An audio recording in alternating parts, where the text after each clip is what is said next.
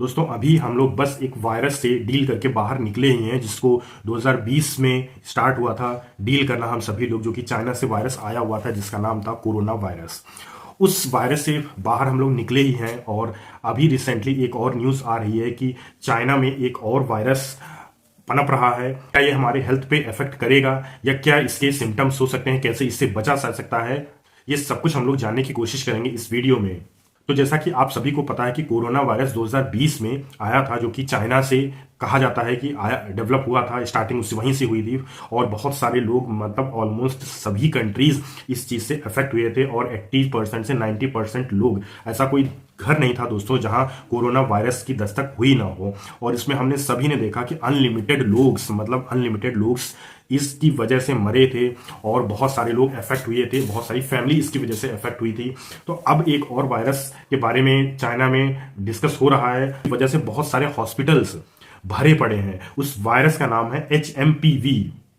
तो न्यूज में बताया ये जा रहा है कि चाइना जो है इस समय एक बहुत ही बड़े वायरस से डील कर रहा है जिसका नाम है HMPV, ह्यूमन मेटान्यूमो वायरस HMPV।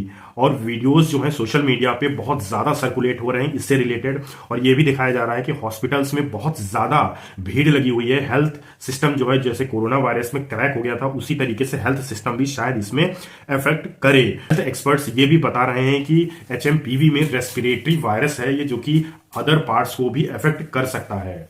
लेकिन इससे रिलेटेड ये भी बता दें कि सोशल मीडिया पे जो पोस्ट हैं और जो वर्ल्ड हेल्थ ऑर्गेनाइजेशन ने कहा है, वर्ल्ड हेल्थ ऑर्गेनाइजेशन ने अभी तक इसको इमरजेंसी डिक्लेयर नहीं किया है, मतलब इतनी कोई संवेदनशील वाली बात तो नहीं है। लेकिन इससे बचने की जरूरत है, क्योंकि जैसे पिछली बार हुआ था कि बहुत तेजी के साथ आउटब्रेक हो गया था कोरोना का और बहुत सारी कंट्रीज एक साथ अफेक्ट हो गई थी, हो सकता कुछ ऐसा ही हो सके आगे आने वाले समय में, ये चीज देखनी होगी।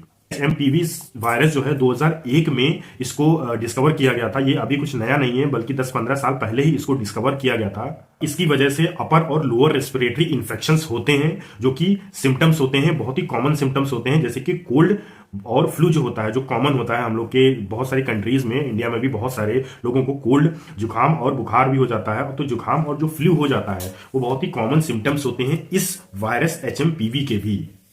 और आपने नोटिस किया होगा कि कोरोना में भी सेम ऐसी ही चीज हो रही थी, लोगों को जुकाम हो रहा था और कॉमन फ्लू टाइप में ही लग रहा था, बल्कि वो कोरोना वायरस था। और बता दें HMPV जो होता है वो लोअर और अपर रेस्पिरेटरी सिस्टम्स को इन्फेक्ट करता है। और ये जितने भी ग्रुप्स होते हैं, मतलब कि जो भी एज ग्रुप्स के लोग होते हैं, ये नहीं कि यंग है उसे इफेक्ट करेगा या एल्डर इफेक्ट करेगा, ये जितने भी होता है सभी को इफेक्ट कर सकता है।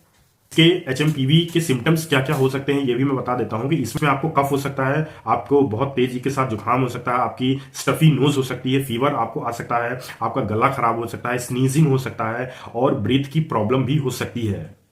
और बहुत ही एक्सट्रीम कंडीशन में इसमें आपको अस्थमा और न्यूमोनिया के लक्षण भी देखे जा सकते हैं। इसमें जो सबसे ज्यादा इफेक्ट होते हैं वो जो बच्चे होते हैं, 5 साल के जो बच्चे होते हैं, उसके 5 साल के अंदर जो भी बच्चे आते हैं वो ज्यादा इफेक्ट होते हैं, स्पेशली इन्फेंट्स और जो 65 साल से ऊपर होते हैं। और एक खास बात ये भी कॉमन इसमें कोरोना वायरस की तरह भी है कि जिसका इम्यून सिस्टम अगर कमजोर हुआ, राइट, यही चीज कोरोना वायरस में हुई थी कि इम्यून सिस्टम जिसका ज्यादा कमजोर था वही लोग की सबसे पहले और सबसे ज्यादा डेथ हुई थी। अब ये भी बता देते हैं कि HMPV जो होता है वो किस तरीके से लोगों में फैलता है, किस तरीके से स्प्रेड होता है। क्योंकि जैसा कि मैंने ऊपर आपको बताया कि ये क्या है, एक तरीके से कफ और कोल्ड की जैसे होता है, तो ये भी बिल्कुल वैसे ही फैलता है जैसे कि आपका जुकाम फैलता है। जैसे आप छींक देते हैं, स्नीज करते हैं, तो उसके जो ड्रॉपलेट्स छोटे छोटे होते हैं वही दूसरों के ऊपर जाके गिरते हैं और उसी की वजह से दूसरों को भी हो जाता है। तो यही HMPV में भी होता है। तो इससे आप ये करें, जो कफ होता है, स्नीज आप करते हैं, किसी से शेक करते हैं, हैंड शेक करते हैं, तो ये सब चीजें आप करने से बचिए। इससे बचा कैसे जा सकता है, इसके कुछ स्टेप्स ये हो सकते हैं कि जो कि CDC रिकमेंड भी करता है कि इससे कैसे बचा जा सके। आप अपने हाथों को बहुत जल्दी जल्दी धो सकते हैं, मतलब कि आप जब भी अपने हाथ धोएं तो साबुन से हमेशा धोएं और उसको थोड़ी देर तक, एटलीस्ट 15 से 20 सेकंड तक की जरूर अपने हाथों को धोएं। और अपने फेस को टच ना करें, अगर आपके जो हाथ हैं अगर आपने धुले नहीं है तो अपने फेस को टच ना करें। मास्क को जरूर पहने, अगर खास करके आप अगर बाहर जा रहे हैं तो मास्क जरूर पहने। और जितना हो सके अगर आपको बुखार या जुकाम है तो आप हमेशा घर पे रहने की कोशिश करें, बाहर ना जाएं, क्योंकि जितना आप बाहर जाएंगे लोगों से आप में फैलेगा और आप लोगों में फैलाएंगे। ठीक है, तो और कोशिश करिए कि एक दूसरे को टच करने की कोशिश ना करें। ये अगर वायरस आपको हो गया है HMPV वायरस, तो इसको कैसे आपको पता चल सकता है? इसके टेस्ट होता है जो नाट टेस्ट होता है, NAAT, nucleic acid amplification test. ये एक टेस्ट होता है जो कि किया जाता है, जिससे आप ये पता कर सकते हैं कि HMPV आपको है या नहीं है। अगर आपको बहुत दिनों से जुकाम हो रहा है, कफ स्नीजिंग अगर बहुत दिनों तक हो रही है और आपकी सिचुएशन सही नहीं हो रही है, तो जरूर आप हॉस्पिटल में जाएं और देखें, डॉक्टर से मिलें और देखने की कोशिश करें कि क्या आपको कहीं HMPV तो नहीं है। और अगर है ऐसा तो डॉक्टर से जरूर मिलें और दवाइयां लें, क्योंकि आपकी हेल्थ बहुत इंपॉर्टेंट है। उम्मीद है ये वीडियो आपको अच्छा लगा होगा और इसमें कुछ इन्फॉर्मेशन मिली होगी। अगर ये सही लगा आपको तो आप अपने जो रिलेटिव्स हैं जिनको इस बारे में नहीं पता है, जानकारी नहीं है, तो उनको जरूर ये वीडियो शेयर करें, जिससे कि वो भी बच सकें। Thank you.